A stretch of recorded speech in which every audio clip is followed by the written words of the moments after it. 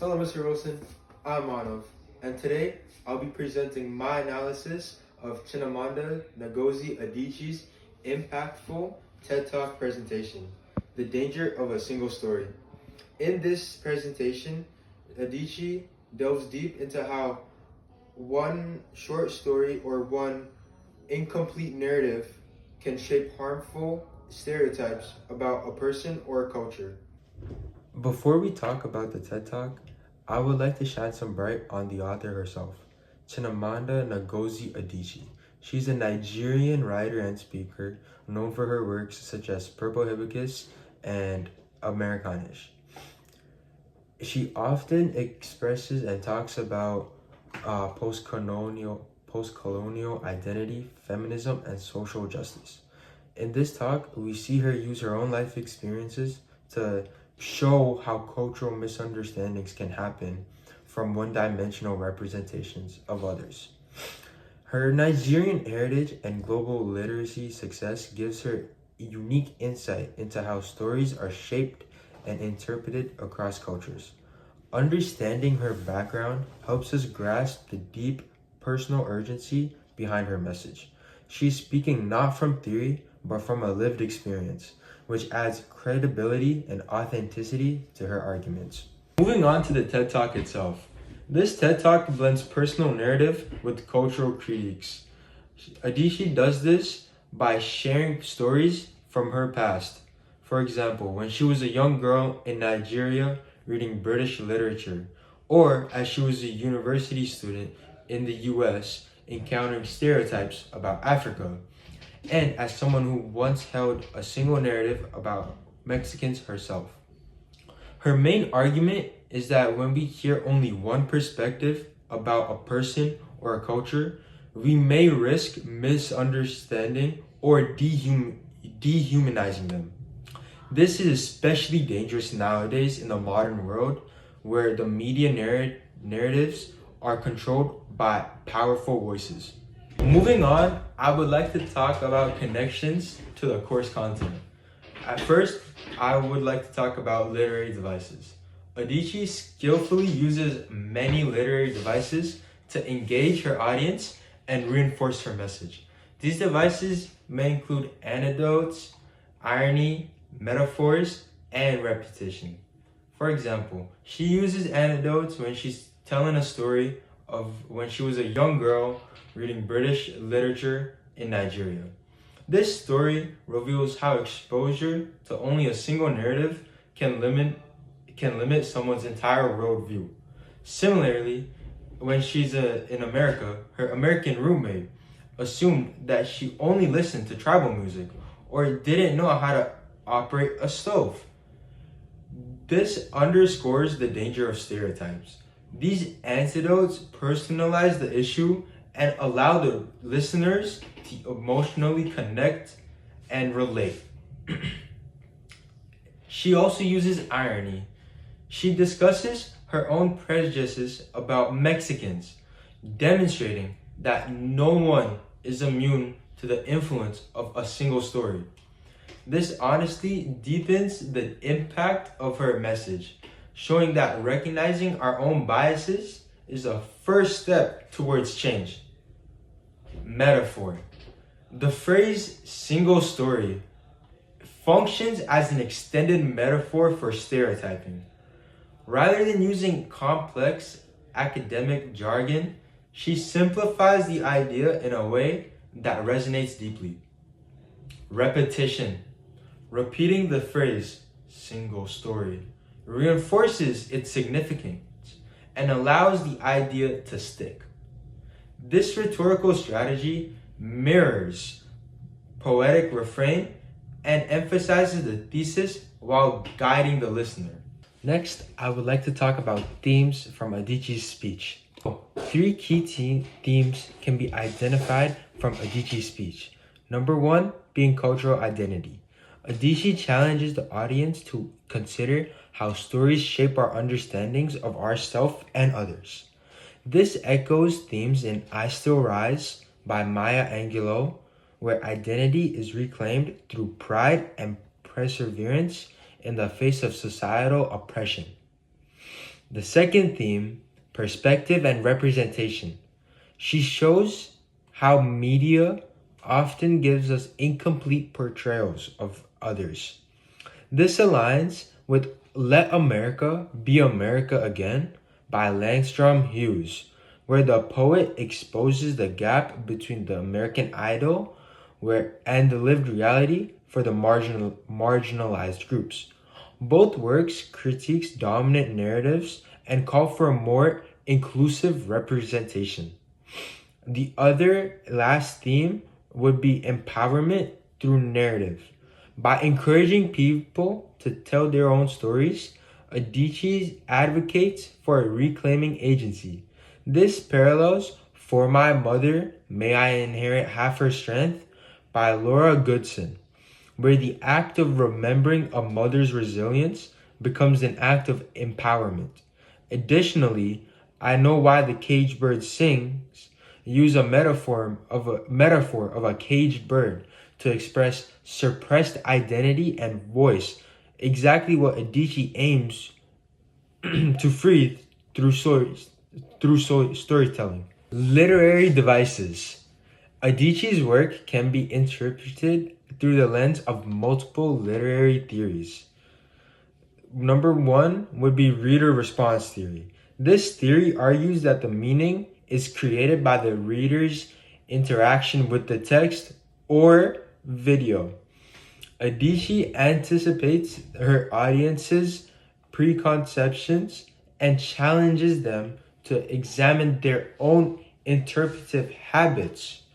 Her talk invites readers and listeners to become more conscious and active participants in meaning making. Another theory would be the feminist theory. Adichie's position as a Nigerian woman and her focus on identity intersects with gendered stereotypes.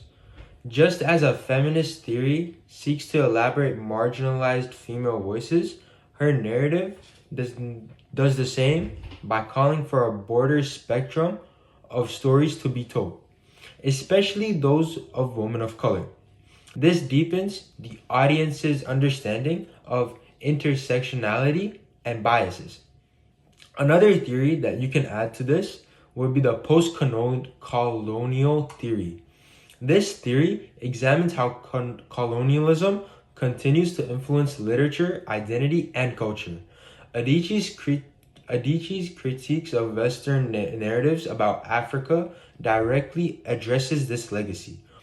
For example, when she discusses about being seen as poor and starving by her American roommate, it reveals the lingering colonial images of Africa as helpless or backwards, which just isn't true. Connections to course text. Adichie's central argument that a single story oversimplifies human experience connects strongly with the English course short stories and novels that we have studied. For example, in The Diamond Necklace by Guy de Mohipont, Lady Louise is trapped in a single story of wealth and status. Her obsession with appearance leads to her downfall. This echoes Adichie's warning that believing in limited narratives can distort reality and cause suffering. Furthermore, in The Dragon by Catherine Grover, the story critiques the way society views art, gender, and appearance. The main character's transformation from muse to creator mirrors Adichie's call to take ownership of one's story. Moving on, The Man Descending by Guy van der Heuvel explores male identity and internal conflict. The protagonist is viewed through a narrow lens, his failures and social roles, rather than a complex person and individual. More like how Adichie shows the cost of reducing people to one trait or background isn't right. Another one is The Wars by Timothy Finley, The character Robert Ross is categorized solely as a survivor or a veteran, but the novel reveals his death through flashbacks and symbolism, just as Adichie argues for multiplicity. Finley uses structure and narration to emphasize the layered complexity of identity. Both texts insist on seeing character and people as multi-dimensional and not through a single narrative. Diving deeper into the analysis of The Wars by Timothy Finley and The Danger of a Single Story, we can see many cross references between the two pieces of literature. Let me get started now. The Wars by Timothy Finley deeply complements our Adichie's message.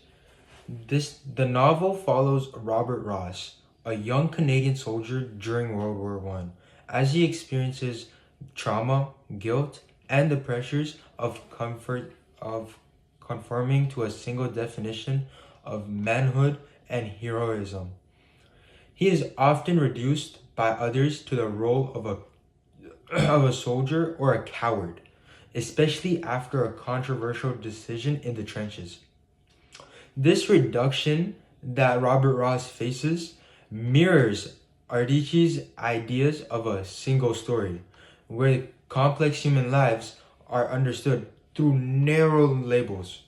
Just as Adichie critiques how African people are often seen solely as victims, Finley critiques how soldiers are seen solely as instruments of war, not as emotional or conflicted individuals. Furthermore, the wars show how narrative structure, using flashback and multiple perspectives, adds layer to Robert's character. This approach aligns with Adichie's belief that multiple stories need to be told to help restore full humanity to those who have been flattened by this stereotype. In both texts, we are encouraged to look beyond the surface and seek complexities in people's lives. Poetic devices and influences. Adichie, throughout the entire TED Talk, uses many poetic devices, such as imagery, parallelism, and voice. Using these poetic devices, she's strengthening her influence and she allows the audience to have a better grasp and understanding of what's happening.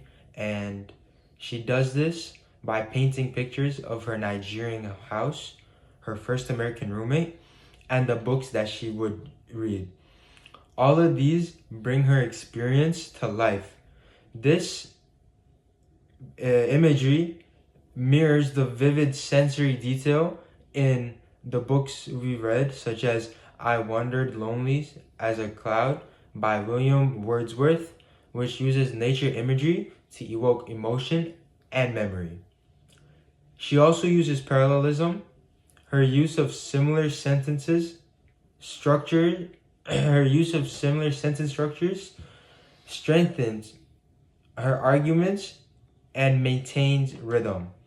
Similarly to how Maya Angelou structures stanzas in I Still Rise to build confidence and impact. Voice. Adichie's personal narrative carries the same intimate and defiant voice as poems such as West Indies, USA by Stuart Brown, and Little Boy Crying by Mervyn Morris. In all these texts, the speaker challenges external perceptions while asserting their inner truth. This device invites empathy and strengthens connections between the speaker and the audience. So what's the relevance and conclusion? In a globalized world flooded with media, Adichie's call to diversify our stories is more important than ever. Whether in literature, journalism, or daily interactions, we must challenge the single stories we're given. Literature becomes not only a mirror, but a window and a bridge, allowing us to understand through those different from ourselves. Adishi's piece is not just a TED Talk, it's a tool for responsible reading, ethical listening, and open minded thinking. In both life and literature, the fullness of a human experience can only be captured through many voices and not one single story. Thank you.